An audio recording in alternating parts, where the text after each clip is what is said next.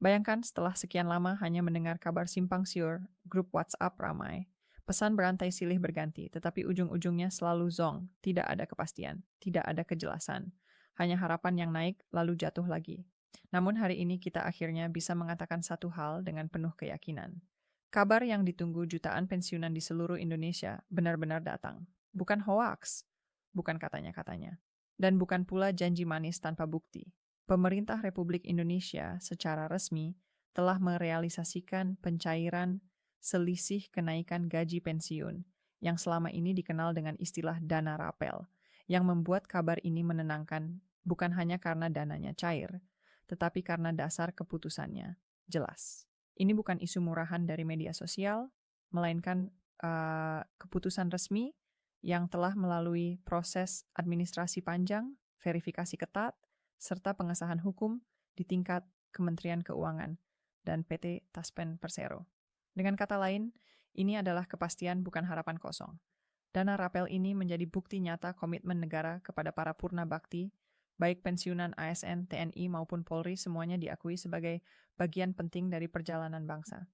Mereka yang dulu menghabiskan masa produktifnya untuk negara, kini haknya benar-benar diperhatikan. Di tengah kondisi ekonomi yang dinamis, harga kebutuhan terus naik dan biaya hidup semakin terasa. Kabar ini jelas menjadi angin segar. Bukan hanya soal nominal uang yang diterima, tetapi soal pengakuan dan penghargaan dari negara. Yang menarik, cakupan penerima dana rapel ini sangat luas. Pemerintah memastikan tidak ada yang berhak, tetapi terlewat. Tidak hanya pensiunan yang masih rutin menerima gaji bulanan, tetapi juga para janda dan duda pensiunan. Negara tetap hadir bagi keluarga yang ditinggalkan. Bahkan anak yatim piatu yang secara hukum tercatat sebagai ahli waris juga masuk dalam daftar penerima. Semua data telah tersusun rapi dalam sistem Taspen dari Sabang sampai Merauke, dari golongan terendah hingga pejabat tinggi. Tidak ada diskriminasi, tidak ada pilih kasih. Semua dihitung secara proporsional dan sesuai aturan. Sekarang kita bicara soal pencairan, karena inilah yang paling sering ditanyakan. Kabar baiknya, pemerintah telah menerapkan sistem digital yang jauh lebih ramah bagi lansia. Bapak dan Ibu tidak perlu lagi datang ke kantor Taspen antreai panjang di kantor pos atau bolak-balik ke bank. Dana rapel langsung ditransfer otomatis ke rekening yang biasa digunakan untuk menerima gaji pensiun bulanan. Sistem direct deposit ini dirancang agar pensiunan tidak kelelahan secara fisik. Cukup cek saldo melalui ATM, SMS banking, atau aplikasi mobile banking di ponsel. Praktis, aman, dan transparan. Ini menjadi bukti bahwa pelayanan publik kini semakin modern dan semakin menghargai kenyamanan para pensiunan. Namun, jangan heran, jika nominal yang diterima setiap orang berbeda, ini bukan kesalahan dan bukan pula bentuk ketidakadilan. Besaran dana rapel memang dihitung berdasarkan beberapa variabel teknis. Pertama, gaji pokok terakhir sesuai golongan dan pangkat saat masih aktif. Kedua, jumlah bulan keterlambatan sejak aturan kenaikan berlaku. Ketiga, penyesuaian tunjangan keluarga atau tunjangan pangan yang ikut dihitung. Karena itu wajar bila pensiunan golongan IA menerima nominal berbeda dengan golongan IA. Semua perhitungan dilakukan oleh sistem komputer Taspen, bukan manual, sehingga risiko kesalahan jauh lebih kecil.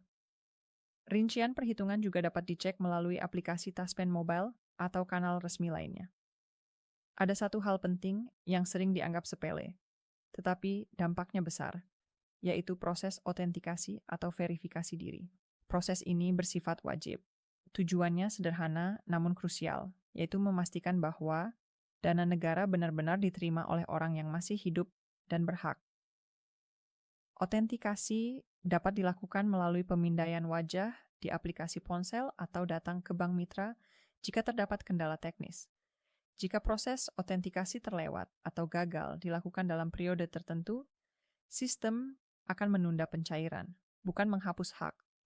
Artinya hak tidak hilang, hanya ditahan sementara demi keamanan.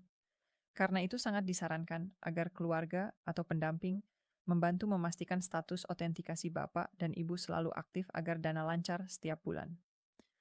Di tengah kabar baik ini, kewaspadaan tetap penting. Setiap ada pencairan dana besar, penipu biasanya ikut bermunculan. Ingat dengan tegas, petugas Taspen maupun bank tidak pernah meminta PIN ATM, kode OTP, atau meminta transfer biaya administrasi. Semua potongan sudah diatur otomatis oleh sistem.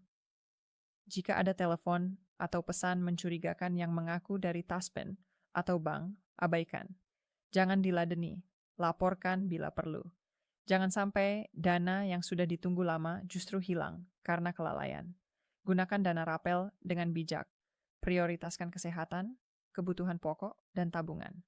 Ini bukan sekadar uang tambahan, melainkan simbol kehormatan. Pemerintah memahami bahwa inflasi dan harga kebutuhan terus naik, sehingga dana ini dirancang untuk menjaga daya beli pensiunan tetap stabil. Secara nasional, kebijakan ini juga diharapkan mampu menggerakkan ekonomi daerah, karena konsumsi dari sektor pensiunan memiliki peran penting dalam perputaran uang di masyarakat. Dalam proses distribusi, PT Taspen bekerja sama dengan banyak bank nasional dan daerah. Karena itu, bila dana belum masuk sementara orang lain sudah menerima, ini tidak perlu panik. Penyaluran dilakukan bertahap atau bergelombang agar sistem perbankan tidak kewalahan. Yang terpenting adalah memastikan status kepesertaan tidak pasif.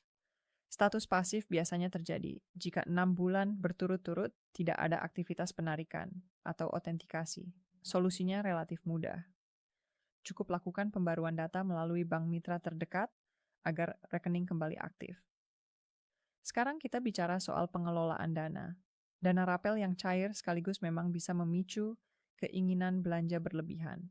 Namun para ahli keuangan sepakat bahwa di masa pensiun fokus utama sebaiknya pada 3 hal: kesehatan, kebutuhan pokok, dana cadangan. Usia senja adalah masa di mana tubuh membutuhkan perhatian ekstra.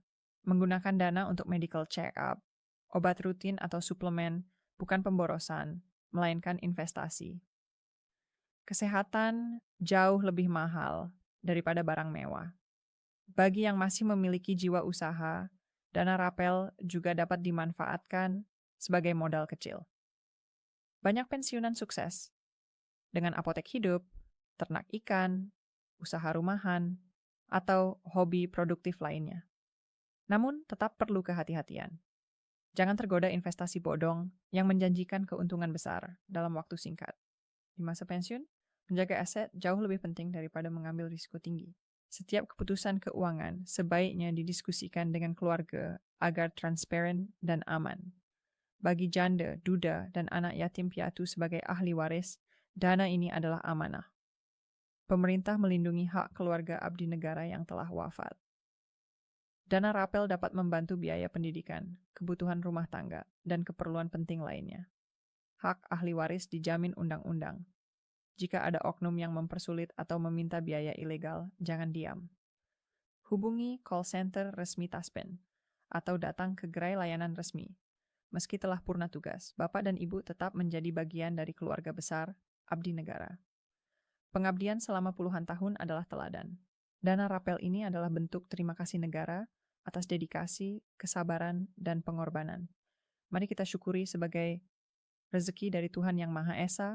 Semoga dana ini tidak hanya mencukupi kebutuhan materi, tetapi juga membawa ketenangan batin, kesehatan, dan kebahagiaan bersama keluarga tercinta.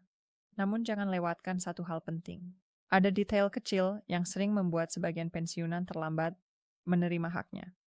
Bukan karena hak itu hilang, tetapi karena data yang belum sepenuhnya sesuai. Pastikan nomor rekening masih aktif. Nama pemilik rekening sama persis dengan dokumen pensiun, serta status penerima manfaat sudah benar. Dalam penyaluran massal, sistem tidak bisa menebak data yang meragukan. Begitu ada ketidaksesuaian, proses akan berhenti demi keamanan. Pada 30 Januari 2026, pemerintah menegaskan bahwa penyaluran rapel dan penyesuaian manfaat pensiun dilakukan secara tertib, aman, dan berbasis data valid. Artinya, kunci utama bukan menunggu pesan berantai, melainkan memastikan identitas dan rekening benar. Kunci kedua adalah menjaga kerahasiaan. OTP PIN dan kata sandi tidak boleh dibagikan kepada siapapun. Tidak ada petugas resmi yang meminta itu. Tidak pernah. Penyaluran dilakukan bertahap demi stabilitas sistem. Jika orang lain menerima lebih dulu, itu tidak otomatis berarti ada masalah. Panik justru membuka celah bagi penipuan. Jangan mencari jalan pintas. Jangan menggunakan jasa tidak resmi. Jalur resmi tidak dipungut biaya. Jika ada yang meminta bayaran, itu tanda bahaya. Sebagai penutup, pemerintah menegaskan bahwa hak pensiunan diproses melalui prosedur yang tertib dan dapat dipertanggungjawabkan. Proses yang terlihat rumit sejatinya bertujuan melindungi agar dana tidak salah sasaran dan benar-benar sampai ke tangan yang berhak.